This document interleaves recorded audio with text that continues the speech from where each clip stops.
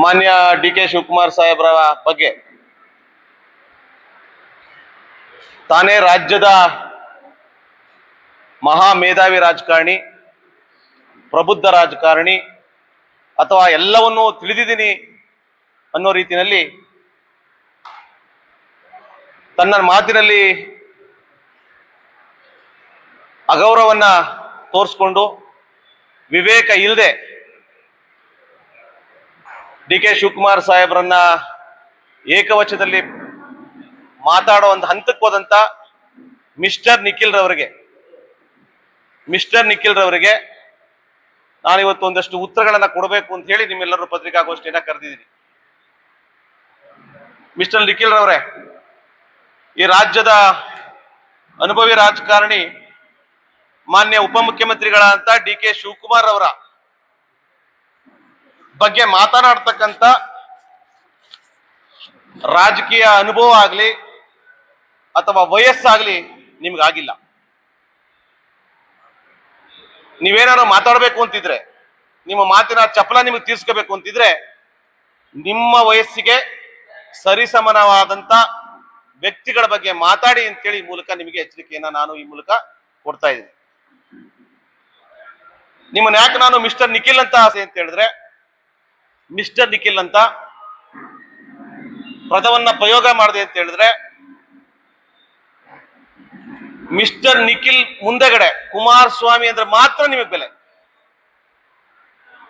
ಅರ್ಥ ಆಯ್ತಾ? ಮಿಸ್ಟರ್ ನಿಖಿಲ್ ಅನ್ನೋ ಪದವನ್ನ ಪ್ರಯೋಗ ಯಾಕೆ ಮಾಡಿದೆ ಅಂತ ಹೇಳಿದ್ರೆ, ಅದ್ರ ಮುಂದೆ ಕುಮಾರಸ್ವಾಮಿ ಅಂತ ಅಂದ್ರೆ ಮಾತ್ರ ನಿಮಗೆ ಬೆಲೆ. ನಿಖಿಲ್ ಕುಮಾರಸ್ವಾಮಿ ಅಂದ್ರೆ ಮಾತ್ರ ನಿಮಗೆ ಬೆಲೆ. ಬರೀ ನಿಖಿಲ್ ಅಂದ್ರೆ ನಿಮಗೆ ಬೆಲೆ ಇಲ್ಲ. ಅದ್ರ ಜೊತೆನಲ್ಲಿ ನೀವು ನಮ್ಮ ರಾಷ್ಟ್ರದ ಗೌರವಾನ್ವಿತ ಪ್ರಧಾನಮಂತ್ರಿಗಳ ಅಂತ ಎಚ್.ಡಿ. ದೇವೇಗೌಡರ ಮೊಮ್ಮಗ ಅಂತನೂ ಕೂಡ ಬೆಲೆ ಇದೆ. ಅದಕ್ಕೆ ಮಾತ್ರ ಬೆಲೆ. ಅದೇ ರೀತಿ ಈ ರಾಜ್ಯದಲ್ಲಿ 2 ಬಾರಿ ಮುಖ್ಯಮಂತ್ರಿಗಳಂತ ಎಚ್.ಡಿ. ಕುಮಾರಸ್ವಾಮಿ ಅವರ ಮಗ ಅಂತ ಮಾತ್ರ ಬೆಲೆ ಇದೆ. ಇಲ್ಲ ಅಂದ್ರೆ ಮಿಸ್ಟರ್ ನಿಖಿಲ್ ಅಷ್ಟೇ ನಿಮ್ ಬೆಲೆ. ಇವೆರಡು ಪದಗಳಿಲ್ಲ ಅಂತ ಹೇಳಿದ್ರೆ ನೀವು ರಾಜಕೀಯದಲ್ಲಿ ಶೂನ್ಯ ಅನ್ನೋದು ನನ್ನ ಭಾವನೆ. ನೀವು ಅನ್ಕೊಂಡಿದ್ದೀರಿ ಏರು ಧ್ವನಿಯಲ್ಲಿ ಏನಾದ್ರೂ ಮಾತಾಡ್ಬಿಟ್ರೆ ರಾಜ್ಯದ ಜನ ನಿಮ್ಗೆ ಚಪ್ಪಾಳೆ ಹೊಡೆದು ಬಿಡ್ತಾರೆ ಅಥವಾ ಗೌರವನ ಕೊಟ್ಬಿಡ್ತಾನೆ ಅನ್ನೋದ ಭ್ರಮೆಲಿದ್ರೆ ಆ ಭ್ರಮೆಯನ್ನ ತೆಗೆದಾಕಿ ಅಂತೇಳಿ ಈ ಮೂಲಕ ಆಗ್ರಹವನ್ನ ಪಡಿಸ್ತಾ ಇದ್ದೀನಿ. ನಿನ್ನೆ ಮಾಧ್ಯಮಗಳ ಮುಂದೆ ನಿಮ್ಮ ತಂದೆಯ ಸರಿಸಮಾನರು, ರಾಜಕೀಯದಲ್ಲಿ ನಿಮ್ಮ ವಯಸ್ಸಿಗಿಂತ ಹೆಚ್ಚಿನ ಅನುಭವ ಇರತಕ್ಕಂತ, ಸೇವೆಯನ್ನ ಮಾಡಿರ್ತಕ್ಕಂಥ ಸನ್ಮಾನ್ಯ ಡಿ.ಕೆ. ಶಿವಕುಮಾರ್ ಅವರ ಬಗ್ಗೆ ಮಾತಾಡ್ತಕ್ಕಂಥ ರೀತಿ ಸರಿ ಇಲ್ಲ ಅನ್ನೋದು ನನ್ನ ಅಭಿಪ್ರಾಯ. ಕಾರಣ ಏನು ಅಂತಂದ್ರೆ, ಸನ್ಮಾನ್ಯ ಡಿ.ಕೆ. ಶಿವಕುಮಾರ್ ಸಾಹೇಬರು ಜಿಲ್ಲಾ ಪರಿಷತ್ನ ಸದಸ್ಯರಾಗಿ ಅದರ ನಂತರ 700 ಕ್ಷೇತ್ರದಿಂದ ಸ್ವತಂತ್ರ ಅಭ್ಯರ್ಥಿಯಾಗಿ ಸ್ಪರ್ಧೆ ಮಾಡಿ 1987ರಲ್ಲಿ MLA ಆಗಿದ್ದಾರೆ.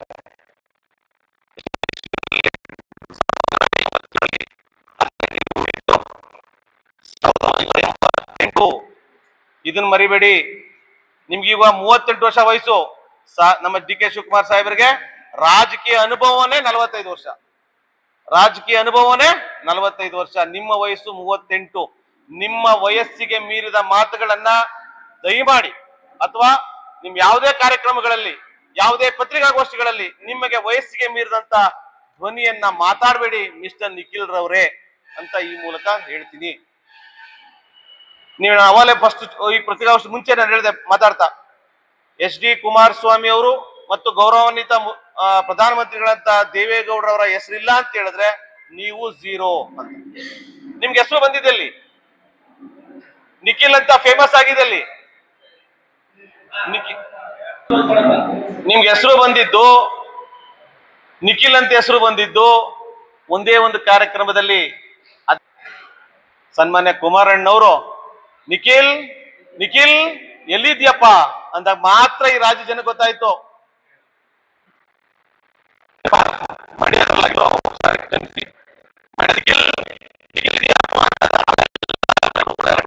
ಏನಂತ ನಿಖಿಲ್ ನಿಖಿಲ್ ಎಲ್ಲಿದ್ಯಪ್ಪ, ಅಪ್ಪ ಸೋತೋದ್ನಪ್ಪ ಇದೆ. ನೀವು ಹಿರಿಯರಿಗೆ ಅಥವಾ ನಿಮ್ಮ ತಂದೆಯ ಅಥವಾ ನಿಮ್ ತಾತನವರ ಸಮಕಾಲೀನರಿಗೆ ಬೆಲೆ ಕೊಡುದಿಲ್ಲ ಅಂದ್ರೆ ಅಸಂಬದ್ಧ ಮಾತುಗಳನ್ನ ಆಡಿದ್ರೆ ನೀವು ಚುನಾವಣೆಯಲ್ಲಿ ಗೆಲ್ಲೋದಿಕ್ಕೆ, ಚುನಾವಣೆಯಲ್ಲಿ ನಿಮ್ಮನ್ನ ಜನ ಒಪ್ಕೊಳ್ಳೋದಕ್ಕೆ ಸಾಧ್ಯ ಇಲ್ಲ. ಈಗಾಗಲೇ 3 ಬಾರಿ ತಿರಸ್ಕಾರವನ್ನು ಮಾಡಿದ್ದಾರೆ.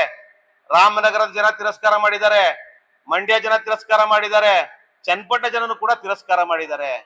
ನೀವು ಇನ್ನೊಂದು ಮಾತು ಮುಂದುವರಿಸಿ ಹೇಳಿದ್ರಿ ಲಾಸ್ಟ್ಗೆ, ಏನೋ ಒಂಥರ ವೀರಾವೇಶದಿಂದ ಇದರಲ್ಲಿ ಯಾವ್ದೋ ಒಂದು ಫಿಲಮ್ ನಲ್ಲಿ ಮಾಡಿದಾರಲ್ಲ, ಎಂತದ್ದು ದುರ್ಯೋಧನ ಎಂತದ್ದು ಫಿಲಂ ಬರ್ತದೆ ಸರ್, ನಾನು ಅಭಿಮನ್ಯು ಪಾತ್ರದಲ್ಲಿ ಮಾಡ್ದಂಗ ವರ್ತನೆ ಮಾಡಿದಿರಿ.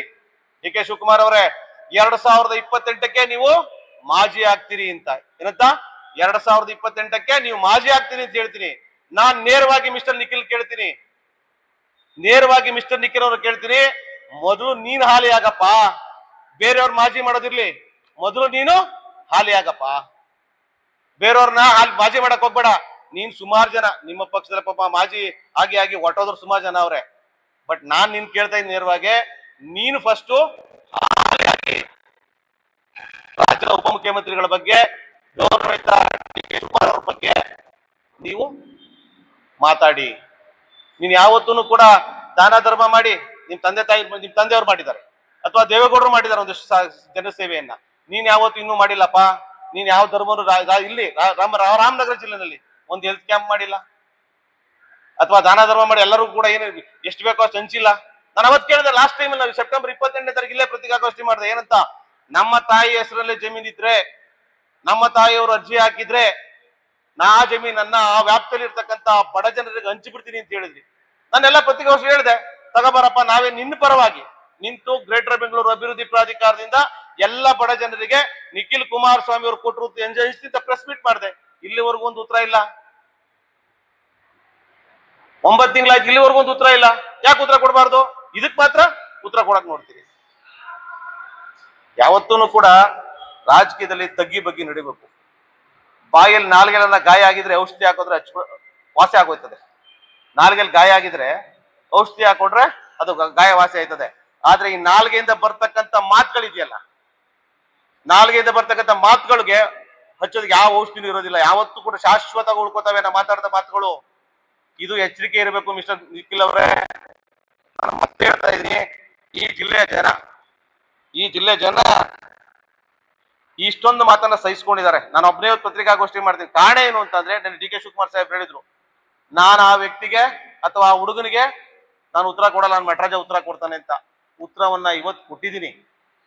ಇದೇ ರೀತಿ ನಿಮ್ಮ ಮಾತುಗಳು, ನಿಮ್ಮ ವಯಸ್ಸಿಗೆ ಮೀರಿದಂತ ಮಾತುಗಳನ್ನ ಆಡ್ತಾ ಹೋದ್ರೆ ಜಿಲ್ಲೆಯ ಜನ ಸುಮ್ಮನೆ ಇದನ್ನ ತಿಳ್ಕೊಬಿಡಿ.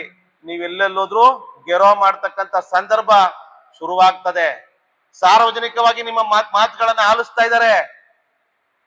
ಕೆಲವು ಅನ್ಕೊಂಡಿದ್ರೆ ನಾವು ರಾಜಕೀಯದಲ್ಲಿ ಏನೋ ಒಂಚೂರು ಮುಂದೆ ಬರ್ಬೋದೇನೋ ಅಂತ. ಇದೇ ರೀತಿ ಮಾತಾಡ್ಕೊಂಡಂತ ಹೋದ್ರೆ 3 ಸೋಲಲ್ಲ, 100 ಚುನಾವಣೆ ನಿಂತರೂ ಕೂಡ ನಿಮಗ್ ಸೋಲೆ. ಇದೇ ರೀತಿ ಹಿರಿಯರನ್ನ ಅಗೌರವ ತೋರಿಸ್ತಕ್ಕಂಥ ಮಾತುಗಳನ್ನ ಆಡ್ತಾ ಹೋದ್ರೆ 3 ಅಲ್ಲ 100 ಚುನಾವಣೆ ನಿಂತರೂ ಕೂಡ ನಿಮಗ್ ಸೋಲಾಗ್ತದೆ.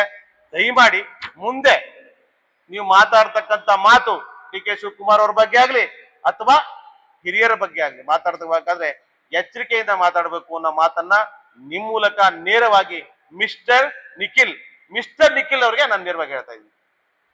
ಯಾಕಂದ್ರೆ ಅವ್ರ ಮಾತಿಗೆ ಕುಮಾರಸ್ವಾಮಿ ಅವರು ಸೇರಿಸೋದು ಬೇಡ. ಮಿಸ್ಟರ್ ನಿಖಿಲ್ ಮಾತ್ರ ನಾನು ಈ ಮಾತನ್ನ ಹೇಳ್ತಾ ಇದ್ದೀನಿ. ಮುಂದಿನ ಮಾತುಗಳು ಎಚ್ಚರಿಕೆಯಿಂದ ಆಡಬೇಕು ಅನ್ನೋ ಮಾತನ್ನ ಹೇಳ್ತಾ ಈ ಒಂದು ಪತ್ರಿಕಾಗೋಷ್ಠಿ